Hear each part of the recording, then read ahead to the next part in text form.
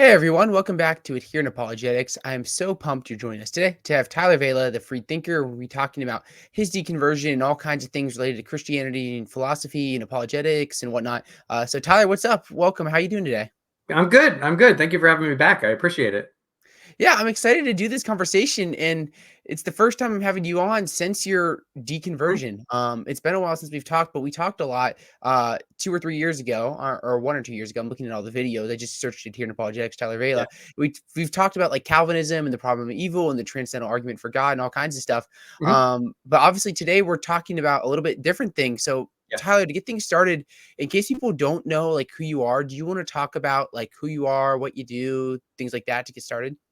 Yeah. So I host a YouTube channel and podcast, although I hardly put anything on the podcast out anymore. YouTube is just easier.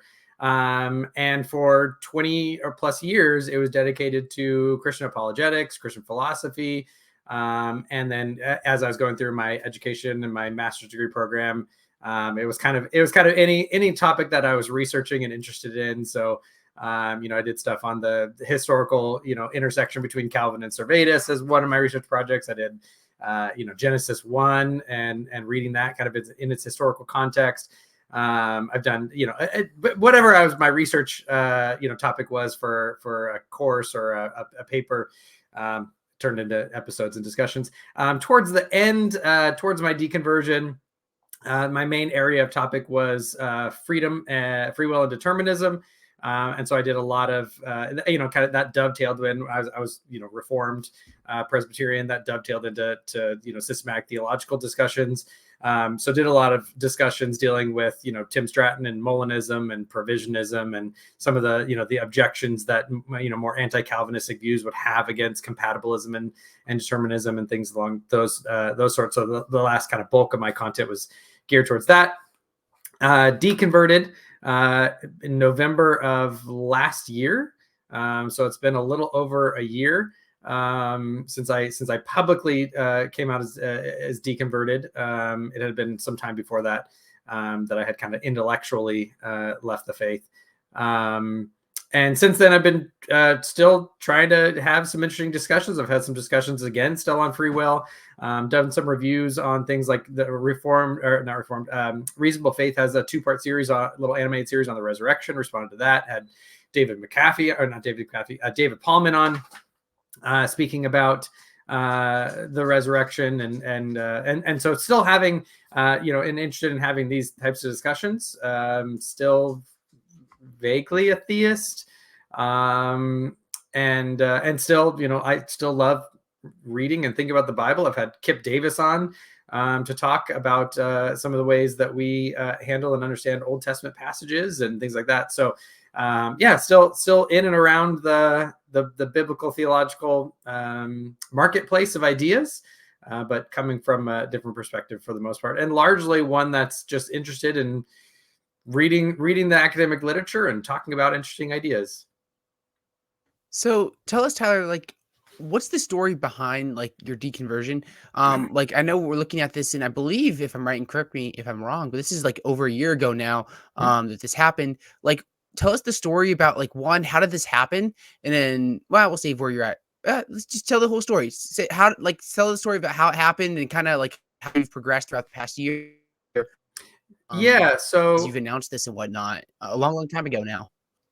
Yeah, so I came out about a year ago, announced my deconversion. It had been kind of a runway up to that intellectually and spiritually, you could say. And largely the things that got the ball rolling were problems largely with historical issues within the texts. Not so much like, historical contradiction. That city wasn't there, but more along the lines of, the text, especially in the Old Testament, the Hebrew Bible, that just felt very ancient Near Eastern in their religious views. So Yahweh, was very much, and it was kind of hard to start skirting it. It very much like, how other cultures would talk about Baal and Ashtaroth and El, and was seen very tribal and kind of interested in very like this this worldly tribal issues. Had some issues with concepts of the Trinity and the hypostatic union. And one of the things that I found, so I thought that, classical theism, the kind of the God of the philosophers, is where all the arguments were, right? All the arguments that I found convincing at the end of the day were really kind of for this kind of banal theism. And I started running up against, well, how do I get from that to, to Christianity? And I found that bridge was difficult to make. And in fact, a lot of the Christian specific ideas about hypostatic union and the Trinity and atonement, blood atonement, and, all those types of things kind of freighted everything down and made it and became more and more implausible and further away from where the actual arguments and evidence were pointing towards. Some other issues, some other, textual issues having to do with there were some contradictions. And then at the end of the day, I'd been struggling kind of intellectually with this for about, probably about a year or so before I announced, kind of going through that journey. And then at the end of the day, I started, having interactions and a lot more work on the problem of evil and suffering. And just felt at the end of the day, I kind of did a Pascalian, wager type of thing within the Christian faith, and said, okay, I'm going to just, not as a, God, you owe me if I do this, but, I seek where God might be found. I wasn't feeling close to him. I wasn't feeling him at all. I wasn't, I was struggling in my faith. So I was like, okay, well, I'm going to seek God where he's found. I'm going to make sure I'm going to church, doing, Bible studies, memorizing scripture, right? Praying all the time. And rather than getting any type of comfort, right? I wasn't asking for things or stuff, or I wasn't asking for health or, anything like that. I just want to know you, God. Give me some sense of the divine to know that you're present, then that'll be enough. Right. And it was just kind of crickets at that point. And through that, the problem of divine hiddenness really became apparent to me in a kind of a very existential way, where, I kept coming back to Jesus's sermon in Luke 11. We commonly know about him, these sections of like the lost sheep, the lost, it leads up to like the parable of the prodigal son and all that. But he gives this parable on prayer. It's the Luke section on the Lord's Prayer.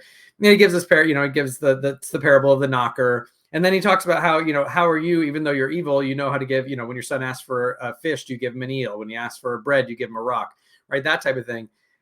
And I'm like, well, no, if my children ever came to me and said, Dad, we don't think you love me because you don't give me a Mercedes, that'd be a different problem. I'm not going to give them a Mercedes.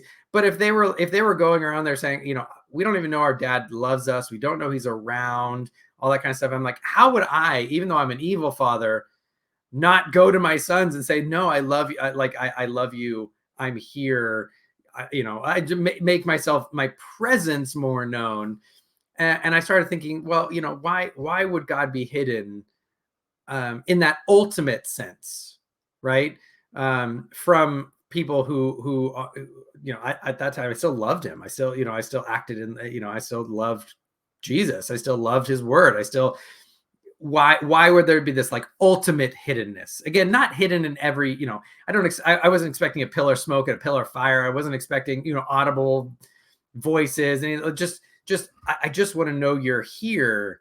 And there's this ultimate hiddenness, this kind of like, holy places are ultimately dark places. And then at that point, it's, how is that different than no God at all at some point? But I was still a theist, right? Because I still, and still, and for figuring this out a year later, although it is much easier to think about things when you don't have this like need to defend, this ultimate certain thing. But, I still was a theist because I still thought, well, some type of, God of the philosophers is still a good explanation for logic and why there's something rather than nothing, and the uniformity of nature and all those kinds of things. So became, again, at that point, kind of was like, well, I'm no longer in any way a meaningful Christian, because now I have lost my intellectual belief. But then by faith, I was kind of still having the wherewithal to hold on and to think, well, this might just be a dark night of the soul. I was thinking of, I think it's Psalm 73, where if I spoke against the temple or God's people, I'd be sinning. So I was like, okay, well, I don't want to speak against what I think is, and still think is, largely the proper exegetical view of Scripture. Don't want to think against that. Don't want to talk again. I'm not trying to take away anyone's faith, so I didn't want to do anything like that. But then once the divine hiddenness, kind of that other shoe dropped, at that point, I didn't even have the wherewithal of faith anymore to kind of keep professing it.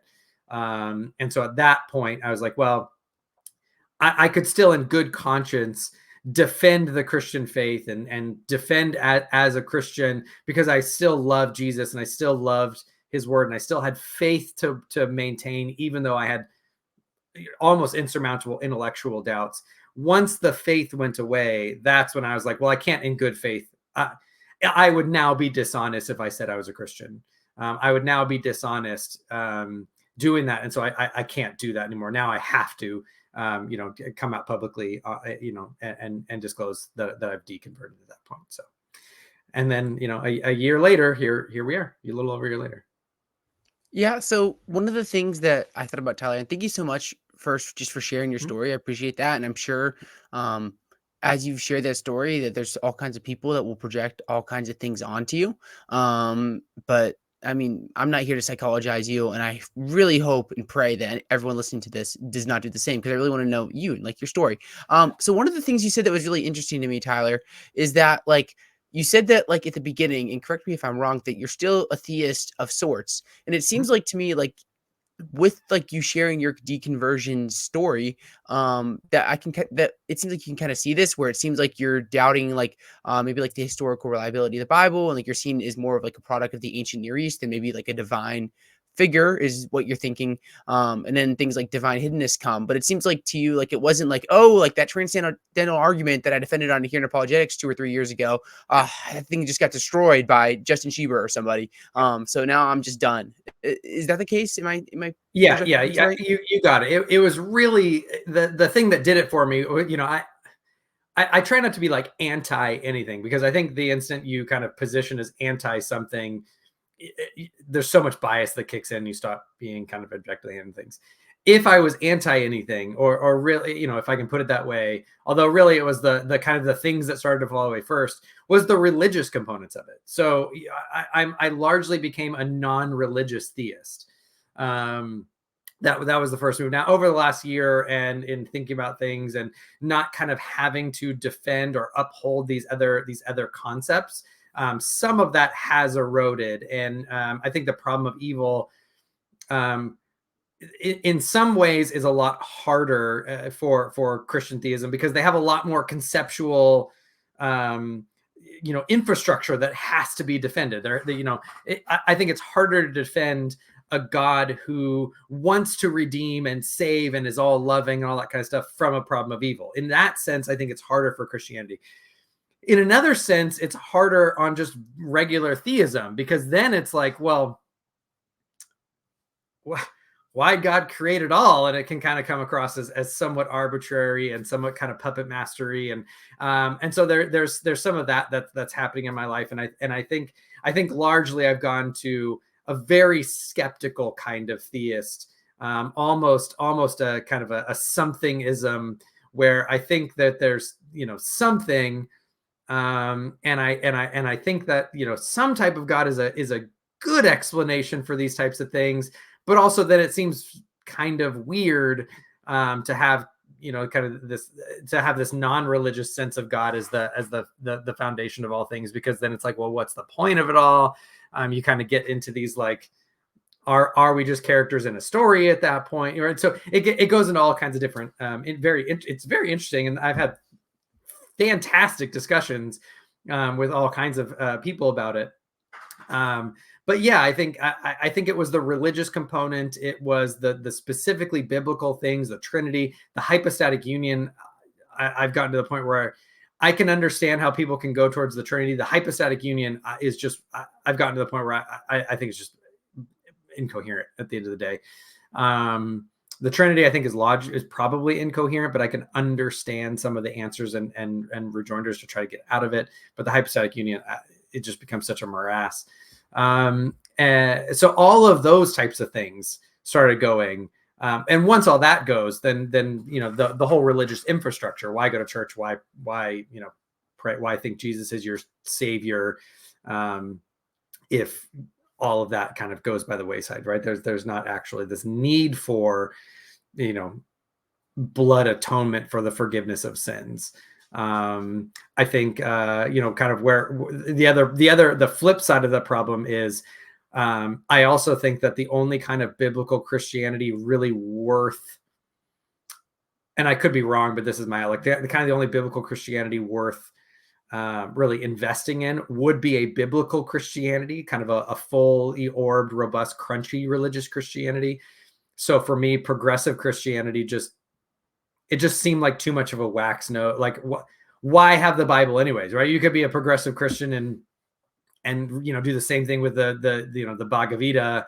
You could do, like at that point, it just was like, well, I don't like this part, I like this part. You're just kind of manufacturing, at least it seems to me, you're kind of manufacturing a religion based on which parts of the Bible you like and which ones you don't. And is Jesus good on this moral thing, but not on that moral thing? And then why not just be a secular humanist and find the jewels in all the different religious texts and not have to worry about kind of any, right? So I kind of skipped over that progressive Christianity phase of it. I'm not trying to be uncharitable to them or anything, but it didn't seem like kind of a stopping point for me on the journey. So, and then some people are like, oh, well, you rejected reform. It was your Calvinism that did it. And I'm like, no, Calvinism is actually the thing that probably kept me in much longer, right? But I think Calvinism and Reformed theology, fully orbed, is a much more robust systematic theology.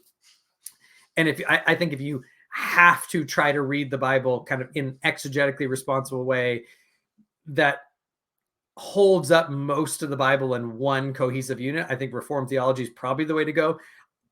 I just got to the point where I'm like, I just think I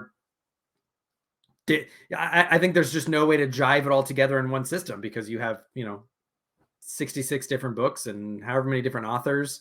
And they just believe different things sometimes. And that's totally okay if you don't have to try to, harmonize it all. But once you do that, well, then at that point, kind of there's not like a biblical way to handle it then at that point, if that makes sense.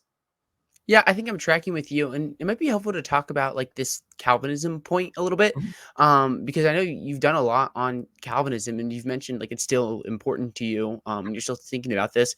How did like the Reformed theology maybe like go into this a little bit more, kind of like play into your deconversion? Because some people might say like, well, kind of like as you referenced, Tyler, where someone was like, oh, well, he was just like this like crazy Calvinist that was super like dogmatic or something like that, and then once he's like that fell apart, then everything fell apart. What was the actual story here with how this is playing? Because to me, like, in correct me wrong, but like you still think that like the Bible teaches something like Calvinism. Am I right of that? Yeah. So Reformed theology was not the thing that led me to my deconversion. Right. Reformed theology was, something that it kept me actually in there longer. It was, because I think it was the more robust way to understand the passages. Right. So for example, the problem of evil, right? I think Reformed theology does a better job with the problem of evil than a lot of non-Reformed views, right? So, a lot of times people, oh, well, if Calvinism is true, God determined the Holocaust, right? Or whatever it is, which is true, right? Now, the incompatibilist is going to say, oh, well, then God caused it, right? Well, that's incompatibilism, right? A compatibilist doesn't think about it that way, right?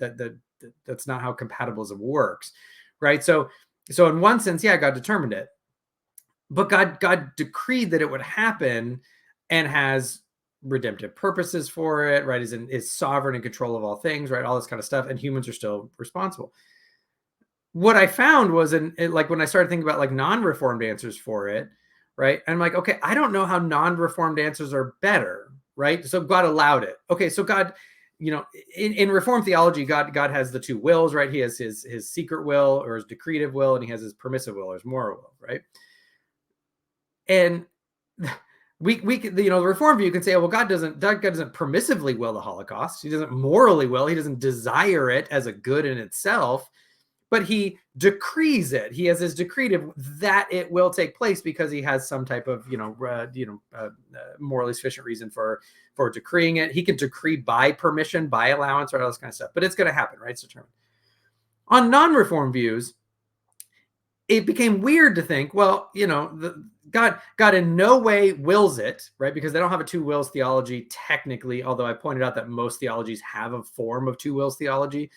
You just have to, if you have, God doesn't want it, but he allows it because that means he wants it in he wants it for some other, morally permissive way. But anyways, but he didn't decree it.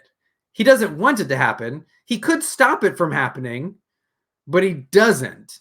Right. And so the examples I gave were, imagine a father who's totally good, decrees and determines that his son would be bullied at school or something like that. But he knows, because he's determined to decree that that action will contribute to overall, net good or whatever it is. Right. We can understand that, whether or not we think that's actually morally good or not. We can kind of conceptualize that. How is that worse than someone who says, oh, well, the father is totally good. He doesn't want his son to be bullied. He doesn't, have kind of these morally sufficient reasons for it. He doesn't, in an open theist view, he doesn't know that it's going to turn anything good. He could stop it. He could step in and stop it, but he doesn't. He doesn't. Right. That to me seems actually a harder answer than the Reformed answer. Right. I think they both have problems, but that one just seems harsher and colder. And that God, I have a hard time thinking that God can even conceptually be good at that point, right? The God who sits by with arms folded and does nothing when he doesn't want some evil to be happening and could stop it but doesn't, seems worse than the one who decreed it for morally sufficient reasons. So, and now the non-Reformed can come along and say, oh, well, God does have morally sufficient reasons for some such, whatever. But then at that point, that's then the exact, you then have to supply that the Reformed have that same answer of morally sufficient reasons, right? So the Reformed issue wasn't the problem for me. It really was that, Yahweh was basically indistinguishable religiously from like Baal. The Trinity was problem, hypostatic union was the problem, and this dichotomy between a God of classical theism, which is so transcendent, omniscient, timeless, immutable, unchangeable, and Yahweh in the Bible and what we see in the Bible. Those seem to be two very different conceptions of God. And I think all the arguments that can be marshaled go towards the classical theism God and Christianity and the kind of the religious components of what's we see in the Bible are I think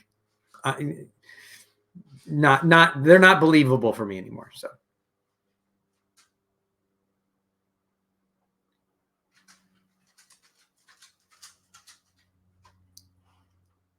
you freeze again. For some reason, it keeps jumping to another internet thing that's not nearly as good, so I disappeared. But hopefully you can hear me now. Can you hear me now, Tyler, still? Yeah, I can hear it. Oh, no. Oh, okay. Good. I was scared. But so like one of the things you referenced here that was really helpful here is this idea of like the distinction between, well, you talked about classical theism, where it seems like to me, like you read the God of the Bible, and it seems like, Tyler, that you're like the God of the Bible seems very different than like the picture, or maybe just different than the picture of like a classical theist God. What about maybe like non-classical versions of theism? Like you could think about even like maybe like a neoclassical theism that like someone like William Lane Craig or Ryan Mullins or these people are talking about. Did you consider that? Like, how did that kind of weigh into your process here? What are your thoughts here? Yeah. So that to me causes other problems, right? Because it seems like the benefit of the God of classical theism, and the if you follow kind of the Thomistic, thinking on these things, or you follow through, I think a lot of the arguments for classical theism, I think when you start going into non-classical theism and you start sacrificing things like aseity and immutability and timelessness, you start eroding the concept of God that actually is a good explanation for things, right? So think about something like the, contingency arguments or cosmological arguments. And you start doing that conceptual analysis that William Lane Craig loves to do in his Kalam argument, that Leibniz does in contingency argument. And you get this, for example, the contingency argument, you get this like uncaused, this non-contingent necessary thing, right? What does that mean for a necessary non-contingent entity to not be asse, right? To not have this property of aseity, right? So it's this necessary non-contingent thing that can be contingent, right? So I can't reconcile that. Or what does it mean to say that God is immutable, right? Unchanging, but somehow on William Lane Craig's view, he's timeless before he creates, but then he's in time after he creates, which means his nature is contingent or alters when he creates something. Well, that no longer is a necessary, non-contingent being, right? So it seems to me that when you go into kind of these non-classical theisms, you sacrifice most of the explanatory value that this concept of the God of classical theism adds in the first place to the types of arguments that the theist wants to give in these philosophical discourses, right? So it kind of started to feel like that bump in the rug thing, right? So to solve one problem, I pop it down here and it pops up somewhere else, right? So, and it seems to me, well, why, if you push down the classical theism one, 50 other bumps come up, right? Whereas if you keep the classical theism, you only have like one or two, kind of conceptual metaphysical bumps that you have to put down. So, and that's like, interaction problems and things along those lines. So, yeah, so I think non-classical views and non-classical views, I think, and this may be a little bit of a slippery slope objection, but non-classical views seem to me to, I don't know how they don't necessarily entail some type of open theism or process theology, right? They just seem to that there seems to be the necessary entailment. Once you start to kind of pull at one thing, right? So I've always said the God of classical theism is it's like a Gordian knot, or like, it's like a triangle. Once you kick off one leg, the other ones don't make sense anymore, right? So it's not like you can keep all these attributes of omnipotence and omniscience and all this kind of stuff, but get rid of aseity, right? Because once you get rid of aseity, well, is God omnipotent? Can he do all things? Well, if he's not asse, no, because now he has attributes that are contingent upon something else, right? That can actually impinge upon him.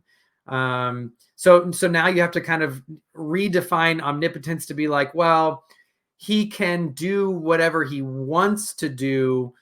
So if he wants to stop that thing from, impinging on him, he could stop it. But once it does, he can't. Like you get into like all these kind of complexity things, or you start getting into, does God know all things? Well, if God's not on, if God's not asse, or he's not timeless, well, that's when you start getting into open theism. He doesn't know all things, right? So it seems to me that if you pull at one thread of open theism on non-classical theism, you might as well just become kind of a process theology open theist at that point. Which then at that point, I don't see the value of being that type of theist, right? Because now now it's not a good explanation for why there's something rather than nothing. It's not a good explanation for contingency. It's not a good explanation for the uniformity of, right? Like once you become an open theist, you might as well just believe in Zeus, right? Because Zeus and the God of open theism are largely the same thing. It's just open theism isn't, such a schmuck. It doesn't have like the same fables around it, unless you think the Bible is those types of fables, right? So like that just seems more like kind of that paganish type of worldview to me, where it's a very this worldly, this cosmosy type of God. And I don't see why we would go to that belief system. Does that make sense?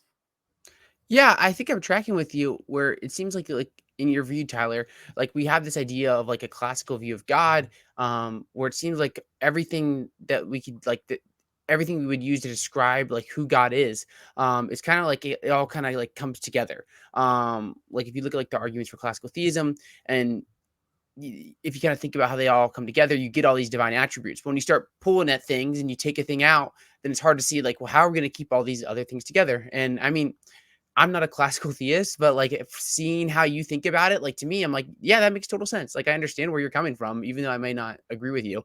I think Yeah. that's super helpful. So what about this? Like, where are you? Like, and we've talked about this, but like if I said that like Tyler Vela is a deist, like I know that's probably not correct, but some people might get that picture of like, well, Tyler has classical theism here, and maybe he just like doesn't have the Christianity part.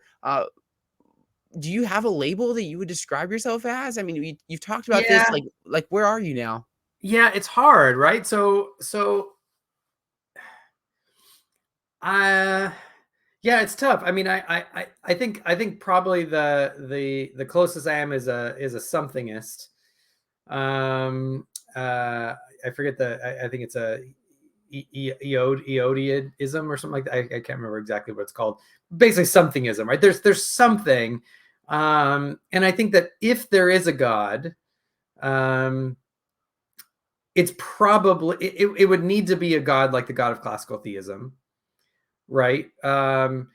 If it's not, if it's like a non-classical theism God, if it's God of open theism, if it's kind of a Zeus type God, I don't know how we would know that, or why we would believe that, or why we'd find value in that. Um, so and then at that point, I think you would still then have to go to something else. Like I'm not saying that open theists and non-classical theists are Gnostics. I'm not saying that. I'm just drawing a kind of a conceptual parallel. Where on Gnosticism, you have the demiurge, the God, the God who created this world, but then you still need this like supreme thing that caused that and kind of grounds contingency and stuff. You still kind of need this other thing in the background. And it seems to me that if the God exists and it isn't the God of classical theism, you still need something a whole heck of a lot like that to behind kind of the God of non-classical theism or open theism or Zeus, whatever it is, to ground why there's something rather than nothing and the one of the many and contingency and all you still need something to do all that work within the worldview. So you're back to something like classical theism anyways, or you're to some type of naturalistic view, right? So I'm kind of on the, I think there's something. I think there's still beauty in the mystery. I still, think that there's something happening back there. I don't know. Maybe we're a hologram. I have no idea. We could be, kind of a bouncing existence. There's all kinds of things that could go. But I think that I lean towards there's some type of intelligibility back there, and kind of abductively the thing that makes the best sense to me is still something like the God of classical theism, although then I don't know what to do with severe problems of evil and suffering, and things like that. I still kind of have that issue. And then getting very comfortable with the mystery of, well, then why would a God like that create a world like this? And I have no idea, and maybe we'll never know. So I'm kind of morally now on the realm of kind of a secular humanism when it comes to meta ethical issues and things like that. So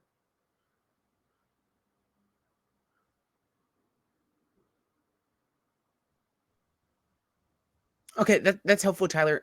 What about like your views towards like Christianity? Like, where are you now in thinking about like Christianity and like the truth of Christianity and whatnot? Because you mentioned like it seems like that the deconversion journey kind of started with doubting like historical reliability questions and like seeing this God of the Bible and questioning how it could actually correspond to like a God of the world, like a classical theistic God and whatnot. It seems like what your problem was. What are your thoughts now, Tyler?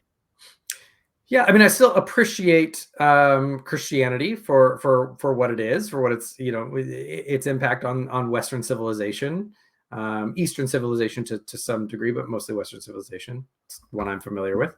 Um, I still, I still think that the Bible is, if not the best, at least top tier of the best literary masterpieces humanity has ever produced.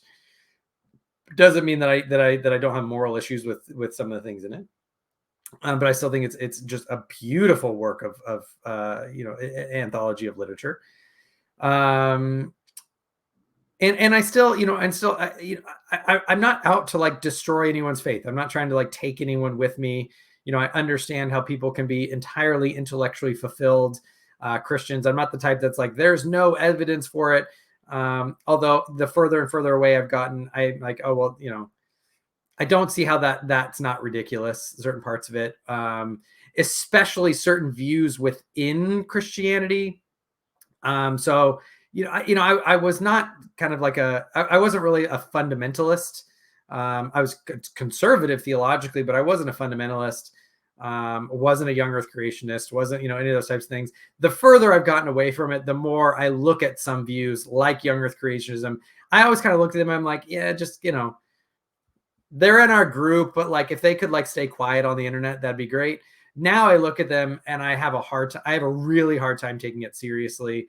So there are some of those types of things where I think certain aspects of Christianity are pretty bad or dumb, but not kind of Christianity as a whole, or in its more robust, academically defensible, or rigorous forms, or kind of its crunchy spiritual sides to it. I take all that very seriously for some people, and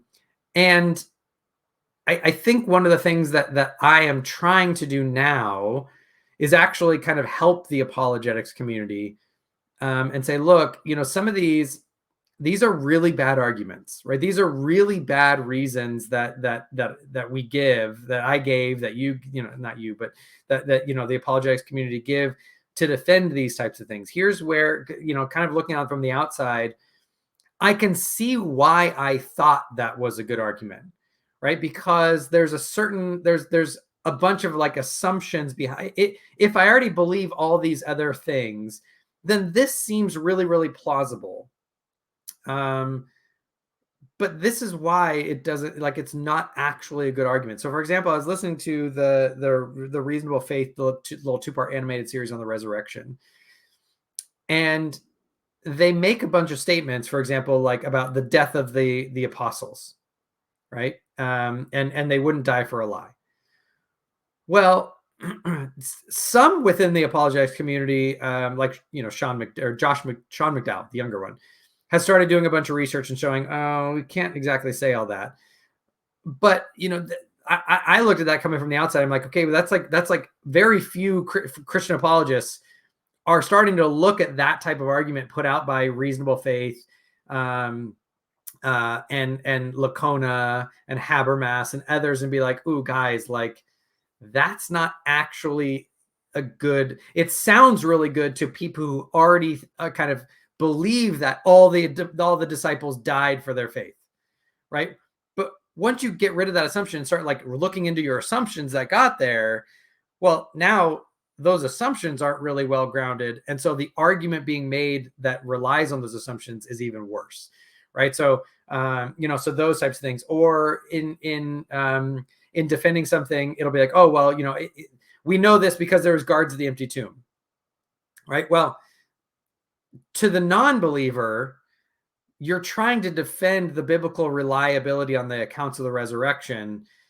You can't help yourself to other historical claims in the Gospels because that's just part of the narrative, right? So in-house, it seems like a good argument, but once you're kind of outside of the house looking in, it's not compelling because you don't buy into a lot of the assumptions that are already in. So I think Reasonable Faith and the apologetics community might do good either to bolster Christians' faith, or people who were raised kind of auxiliary in the church but had left and are now possibly coming back in, but kind of already had those assumptions inculcated, right? Maybe they were raised thinking all the disciples died for this, and now hearing this argument, it might be impactful. But for those who are studying that and we're like, oh well, we don't know that they all died, for their faith.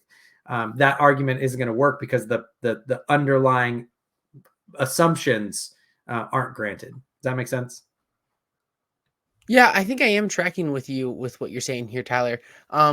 One thing that I'm thinking about here now is like, where are you at like now? Like, what's next? We're thinking about your deconversion was like over a year ago where you announced it. And you've been talking about like your thoughts about like God's existence and about Christianity and like where you're seeing problems, maybe with like apologetics arguments, with certain arguments that you think maybe aren't good. What about like now in the future? Like where, like it's very vague, this question I'm asking you, but like what's next for Tyler Vela? I know you're doing the free thinker and you're still looking at all these questions. But yeah, where are you going now? I don't know. I think I'm just enjoying the discussions. It's kind of that old cliche. The journey is the destination. I think there's a sense where I'll always enjoy these discussions. I like hearing people's stories. I like playing with ideas. I like listening to interesting people. I like being challenged. I enjoy these. I imagine that I'll keep doing largely what I'm doing, and continuing to read more. I think some of the focus is going to shift probably to not so much kind of systematic theological questions, because that does, once you're on the outside, it's still a little bit interesting, but also I don't think there is really a systematic theological structure underlying all of the Bible, because I don't think it's one comprehensive thing, right? It makes more sense to talk about rather than talk about the theology proper of the Bible, it makes more sense to talk about the theologies proper, I guess. I don't know how you pluralize that, of the Bible. It doesn't make sense to talk about, Christology in the Bible. It makes sense to talk about, Johannine Christology or Markan Christology, because they all kind of have different Christologies, and there isn't this, kind of underlying uniform thing. I think it's interesting to discuss it in that way. And so reading that, more of the academic literature there. I'm also far more interested in science than I was previously. I don't think that's because, previously I was against science, and now like being an unbeliever is for science. Not that. It's just my area of focus. I had too much on my plate to study the science, and my view of like Genesis 1 was that it's irrelevant to science. I thought it was, an ancient Near Eastern temple text and all that kind of stuff. I didn't think that like the science debates were really important for Christianity. I didn't see why you couldn't believe in evolution to be a Christian, right? That wasn't an issue for me. But I just had so much on my plate that I couldn't get into the science aspect of it, and I didn't think it was relevant to systematic theology and things like that I was doing. Now that I'm not doing that, I'm studying and enjoying the science side of it a little bit more, which I think is also why I'm getting less and less patient with young Earth creationists, and the like. Still engaging. I still like to defend truth, even if I don't think this is going to sound weird, even if I don't think the view is true, right? I think so. For example, I think there are true things about what Calvinists believe, for example, right? It's true that Calvinists believe limited atonement in a certain way. It's true that the majority of Calvinists are compatibilists and not incompatibilists, right? So when like anti-Calvinists say nonsense, absurd things about Calvinism, I'm still going to defend Calvinism against that, right? I still defend historic Christianity against Jesus mythicists, right? I still, I'll defend our, historic Arminianism from kind of anti-Arminian Calvinists, right? So I still like those. I still think those discussions are interesting, because I like not having straw men at the table. So I think still engaging in some of those discussions. A lot of times I'll still come out on the side of, I'll still come out on the side of the Reformed Christian when there's an exegetical debate that's happening. I'll still come out on the side of some type of non-scientific view of Genesis 1 when the young Earth creationists are chiming in, right? I'll still come on the side of I can't even say the side of the Christians. I would just say the side of Christians and anyone academically reformed when the Jesus mythicists start, acting up. So, I still find those discussions also helpful, even though I don't think, for example, contrary to Jesus mythicists and Christianity, I don't think Jesus is, the second person of the Trinity incarnate who died and raised for sins, right? I don't think Reformed theology is true. Along those lines, if that kind of. So I think I like to talk about what's true in a Steelman type of sense, but it doesn't mean I think every one of those views is true in and of itself. Well, Tyler, thank you so much for coming on today. I really appreciate your time and you just kind of sharing your story and what you're thinking and whatnot. I think it's super helpful for people just to listen and understand. Like for me, I was thinking about this conversation about what like we were talking about today. I was just like, I really just want to like come into this trying to understand more about who Tyler's story and what he believes. And that was kind of the goal here. And I think that for me, that goal was met. So thank you. And I think for people listening, hopefully you were not here to just try to find ammunition to like bash Tyler over the head when you respond to his Facebook post or something like that. But hopefully you can find just to listen and understand like where he's coming from. And as a Christian, like I find that super valuable. So Tyler, thank you so much for coming on. Feel free to share any like last thoughts or things you want to get off your chest before we wrap up. And then how can people like follow you, connect with you, things like that? Yeah, thank you for having me on. I really appreciate it. I've always appreciated your channel very much. I think you have very great discussions here with just a variety of views, and so keep up that good work. If people want to find me, the best way to do it, honestly, is to go to the YouTube channel. I think that's where I'm producing, most of the content. I do about a video once a month or so, usually some type of discussion. Recently, I had a discussion with an atheist and a polytheistic pagan on Platonism, which was just a wildly interesting discussion.